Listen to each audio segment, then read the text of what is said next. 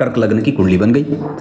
अब 4 नंबर जब लिखा तो यहाँ पे 5, यहाँ 6, यहाँ 7, यहाँ 8, यहाँ 9, यहाँ 10, 11, 12, 1, 2 और 3 लिख दिया। अब पहले सिद्धांत को लगाइए। पहला जो सिद्धांत क्या था कि किसी भी तरीके से लग्न द्वितीय और चौथे भाव में एक शुभ ग्रह बैठना चाहिए। तो आपने यहाँ पे चंद्रमा को बिठा दिया, एक शुभ ग्रह बैठ गए।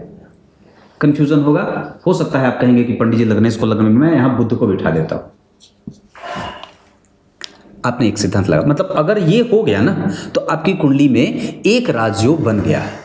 बाकी को जो 3 मैंने बताए थे उसको रहने देते हैं, सिर्फ एक भी बन गया कि लग्न में एक शुभ ग्रह बन गया तो आपकी कुंडली का एक राजयोग सफल हो गया। अब ये और भी ज्यादा बलवान कब होगा? ये 25% मिल गया, अब इसको 50 में बदलते हैं। कैसे? तो लग्न के अधिपति हैं चंद्रमा, वो जन्म कुंडली में सप्तम भाव में बैठ गए, उन्होंने अपनी दृष्टि लग्न पे डाल दी, तो ये दूसरा 50% आपको मिल गया। मतलब ये भाव यहां से बलवान हो गया कि भाई एक तो शुभ ग्रह बैठ गया, ऊपर से लग्नेश लग्न को देख लिए। अब तीसरा सिद्धांत पे विचार करते हैं। तीसरा सिद्धांत क्या था कि 6वें, 8वें और 12वें भाव में से जो भी इन भावों का स्वामी बनता हो, या तो वो नीच का हो या तो अस्त हो, तो इसको फॉलो करते हैं। तो जन्म कुंडली के 6वें भाव के स्वामी बनते हैं देवगुरु बृहस्पति, उनको मैं नीच राशि में बिठाता हूं, अर्थात जन्म कुंडली के 7वें भाव में वो नीच राशि के हो गए।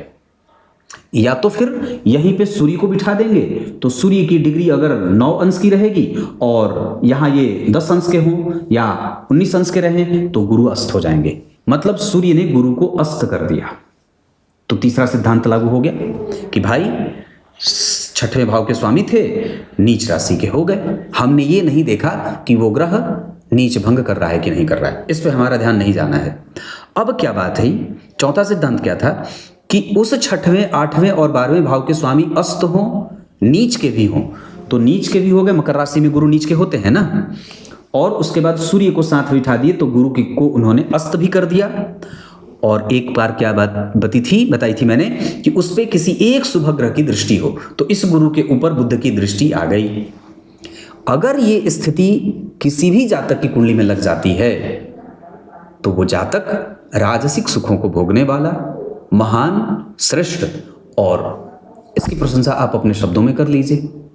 वहीं अगर अष्टम भाव के स्वामी को मैं अस्त करता हूं या नीच राशि में बिठाता हूं, तो शनि अष्टम भाव के स्वामी होते हैं और वो जन्म कुंडली के 10वें स्थान में बैठेंगे तो नीच राशि में होंगे, क्योंकि शनिदेव मेष राशि में नीच राशि में जाते हैं, नीच माने जाते हैं या नीच हो जाते हैं।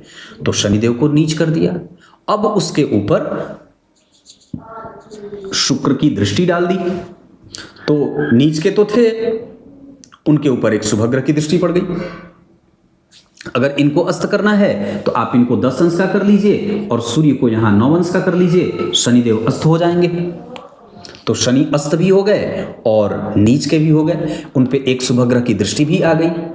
तो ये अवस्था जातक के लिए धनी मानी बना देने वाली होती है ना। ये बात बड़ी अच्छी कि आपकी कुंडली के 8वें, 6वें और 12वें भाव के स्वामी अस्त भी हो गए, नीच भी हो गए, सिर्फ एक शुभ ग्रह की उनके ऊपर दृष्टि पड़ गई तो सारा का सारा जो दुर्योग था वो राजयोग में बदल गया। तात्क्षणिक आप रंक से राजा बन गए। ग्रह आपकी कुंडली में यूं घुमा, यूं दृष्टि पड़ी और यूं आपके झोले में लाभ आ गया। क्लियर है? अब तो कोई कंफ्यूजन नहीं होनी चाहिए। तो ये आज का सिद्धांत था, ये मैंने आपको जो बताया है इसको अपनी कुंडली पे लागू करिए। और एक बात और है, ये कोई जरूरी नहीं है कि ये सिर्फ कुंडली सिर्फ एक जातक की कुंडली पे ही लागू होगी। ये सारे सिद्धांत प्रश्न कुंडली पे भी लागू होंगे। अगर ऐसी किसी प्रश्न कुंडली का भी निर्माण होता हो उस दिन, जिस दिन आप कोई प्रश्न किसी ज्योतिषी से पूछने जाते हो, और उस दिन अगर आपको प्रश्न कुंडली में ऐसे ही ग्रह की स्थिति बन जाए तो आपका प्रश्न चक्र सफल चक्र माना जाता है, वो प्रश्न भी सफल होता है। जिस भी मनसा को प्रकट करता है आपका प्रश्न, जो भी आपके दिमाग में आप लेकर आते हैं, वो प्रश्न चक्र अगर इस तरीके का बन जाए तो वो प्रश्न भी सफल हो जाता है। इतना ही नहीं, अगर इस तरीके का कोई चक्र किसी देश दुनिया में से किसी एक नक्शे पर विद्यमान किसी देश की हो, भारत, चाइना, पता नहीं जो भी है डिमडाम, तो उस देश को भी जब ऐसी दशा चलेगी या ऐसे कुछ प्रभाव बनेंगे तो उस देश को लाभ होता है। कहने का अर्थ क्या है कि ये ग्रह अगर एक खास अंश, एक खास कला, एक खास विकला पे, एक खास अक्षांश और देशांतर पे बैठे हैं, अपना परिणाम जातक और जातिका को, जीवों को, प्राणियों को दे रहे हैं, तो निस्संदेह उस क्षेत्र को भी पूरा प्रभावित करेंगे जिस क्षेत्र पे उनकी दृष्टि वैसी बन रही थी या स्थिति वैसी बन रही थी।